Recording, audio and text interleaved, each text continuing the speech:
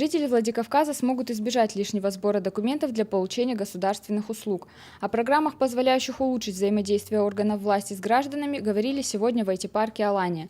Модернизацией сферы информационных технологий республики займется компания Microsoft Rus в рамках программы City Next.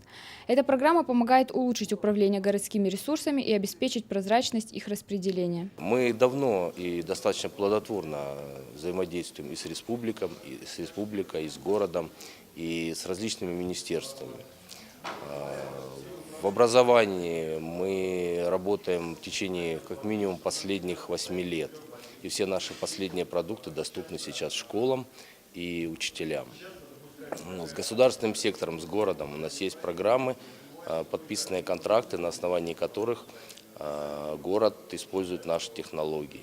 Мы не останавливаемся на том, что уже есть. Мы пытаемся внедрять вместе с нашими партнерами решения для того, чтобы сделать город комфортным. В конце прошлого года между правительством республики и компанией Microsoft Rus было подписано соглашение о взаимодействии и сотрудничестве. Это соглашение предполагает внедрение обучающих программ, создание целого комплекса мер, способствующих повышению информатизации республики.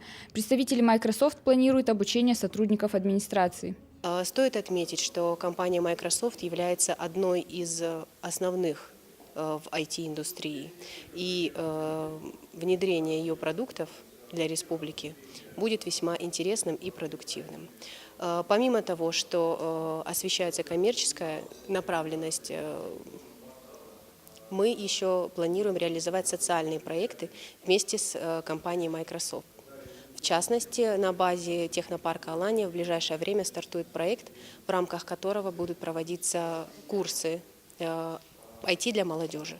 В рамках данных курсов будут обучать школьников и студентов начальных курсов IT-сфере. По заверению Дмитрия Медянцева, Microsoft также будет оказывать полную поддержку всем стартаперам, предлагающим свежие идеи для республики в сфере информатизации. Программа City Next предлагает интересные решения, внедрение которых поможет власти и народу стать ближе. Марина Гасиева, Борис Сопоев, Осетия ТВ.